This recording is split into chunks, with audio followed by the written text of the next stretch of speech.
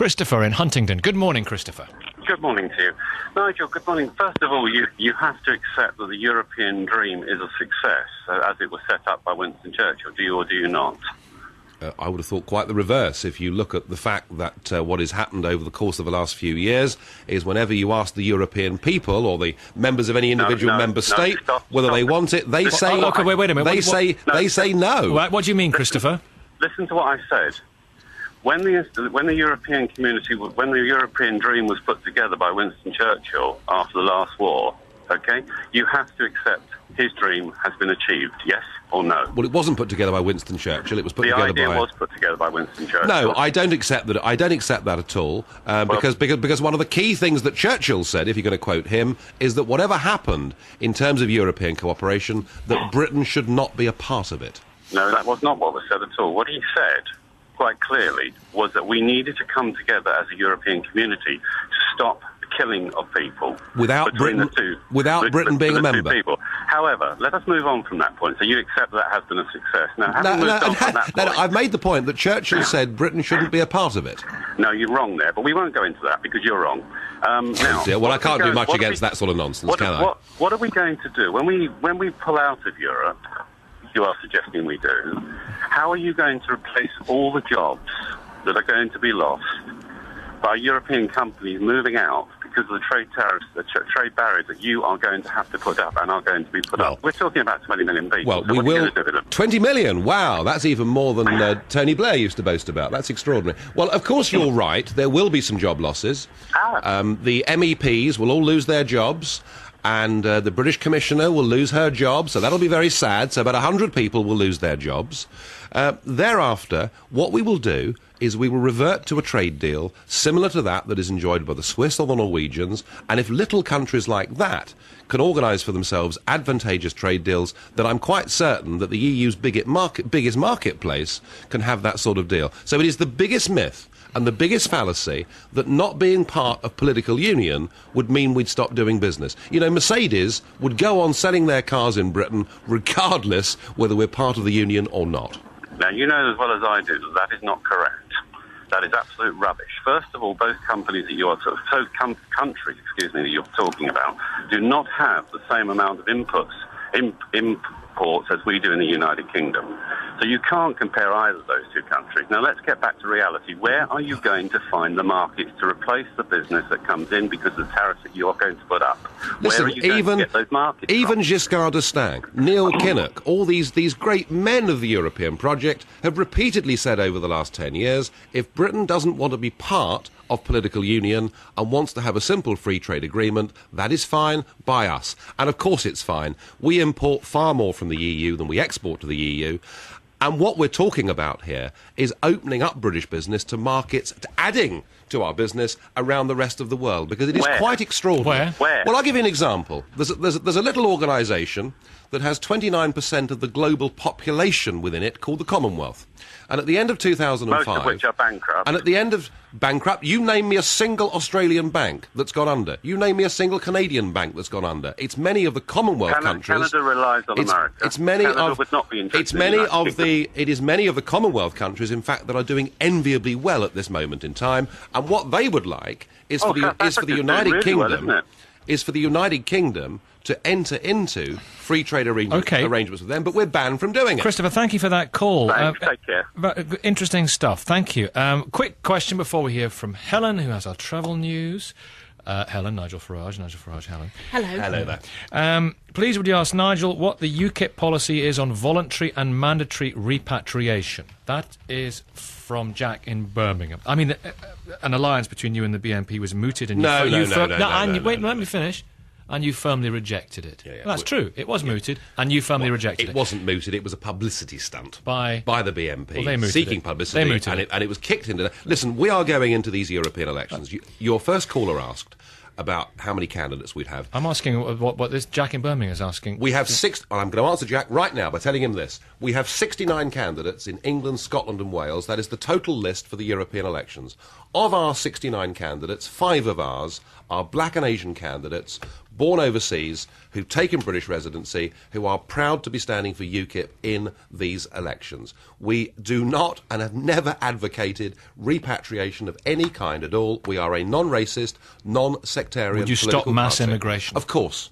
Of course. What we've done is absolutely insane since 1997 to say to the whole of Eastern Europe that because we're members of a European Union, we will allow any number of millions of you that want to come into this country is highly irresponsible. It has not been good for Britain. It also, incidentally, has not been good for Poland, Lithuania and those countries as well. Pat is in Devizes in Wiltshire, and Paul is in Pulborough, and Nigel... I'd like to ask Nigel Farage why I should vote for him. I voted against Europe in the referendum in the 70s. Mm-hmm. Every European election since, I have gone to the polls and I have written Britain out across my ballot paper. Well, if that's what you want, then you jolly well better vote for the one party that advocates that, and the one party that has been giving voice to this for the last 10 years. 10 years ago, 3 of us were elected to the European Parliament to argue the things which you believe in. Prior to that, there was nobody, absolutely nobody in public life that was advocating it. Oh, I agree. And we've seen... The thing is, until this morning, I have never heard you espouse any policies as to what you would do within Britain. The thing is, if everybody feels the same as who feels like I do, went to the polls and did what I did, then we would win by default because the number of spoiled ballot papers with written out on them would probably outnumber every other vote for any other party. But you would be ignored. The whole point... The achievement would be there. No, it wouldn't. What bothers me, Nigel, is that I want to see something absolutely concrete and decent about what you want to do with this country when you get it out of Europe. Well, I think I'm not one of these people who thinks that, I'm quite sure there'll be job losses. There'll be a damn sight more job losses on mainland Europe than there will be here. Okay, Pat. Because they import far more to us than let's cross one bridge at a time. Pat, let's about what you do with this country once you get it out of Europe. Pat, listen, we could talk all day about what we ought to be trying to do with the education system, with the tax system, with our relationship with the rest of the world and all of those things. But the first thing we've got to recognise is that virtually the entire political establishment in this country, by which I mean the Labour, Lib Dem and Conservative parties and the Commons and the Lords, support continued membership of the EU at all costs. We have got one hell of a fight on our hands, and what you need are champions to fight for your point of view, and I put it to you that it's UKIP MEPs that are your champions. Yes, but I do not want to see this country come out of Europe. I want to see it come out of Europe desperately. What I don't want to do is to get it out of Europe and end up in a limbo. You have to have a decent exit plan, Nigel, and if you've got one, you're not making enough noise about it. Mrs. Thatcher was your great heroine, political heroine. She didn't want to come out of Europe, did she? In the early days, she was a great supporter of it, until towards the end of her time, when she saw what the true intentions were and realised that she'd been conned herself. Do you believe there are people in the current Tory cabinet and higher echelons of the Conservative Party at the moment who basically want us to withdraw but can't? Yes. Because who? There are quite a few of them. Who? I'm not going to say because if they say that to me in confidence... Are they in the shadow cabinet? And there are people in the shadow cabinet, definitely, who, if there was a referendum, let's say, and there was the freedom to campaign or vote either way, would vote for Britain to withdraw from political union. It does exist. There aren't many of them. The real Do they talk to you? Yeah, some do. I mean, some don't, but I can live with that. The big problem Mr. Cameron's got is that 75 to 80% of his own members and voters would actually agree with the UKIP point of view. But there are other priorities. There are schools, there are hospitals, there are getting rid of the Labour Party as far as they're concerned, and Europe's not the top of people's agenda. Well, 75... Without having to pay these enormous sums to Brussels, with some self-determination, we could actually put some decent education and health service back into this country. But I just wonder if money which goes to Brussels, which goes to other countries to support other countries. Yeah. Okay. I worked in Ireland in the 90s. The money that went into Ireland's infrastructure and whatnot, which was coming out of our purse, because Ireland and Greece at the time were the two highest...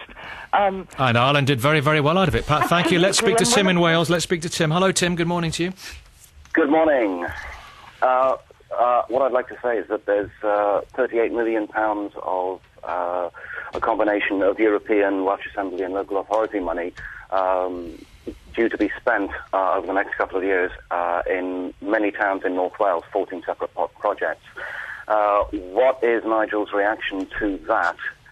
And how would he actually replace European funding coming into various things? Like I myself was nearly homeless at one point, and I was actually saved from that brink by a project which was actually funded by Objective One European funding. Well, Tim, let's just get it straight. There is no such thing as European money. European money is our money. You know, we put £20 in, they give us £10 back. You know, don't tell me we should feel good about it. We listen. Of course, there are projects that the British government needs to fund, and you're talking about Wales. And one of the things I would do in Wales, automatically, to save the taxpayer money, apart from not paying away money to the EU, is I would get away with that whole layer of Assembly members in Wales and make Welsh MPs sit in the Welsh Assembly once a month and get on with devolved Welsh business. If we cut down the cost of bureaucracy, if we cut down the cost of too many politicians, there'd be a lot more money to spend on sensible social projects. That sounds fairly reasonable in many, many respects.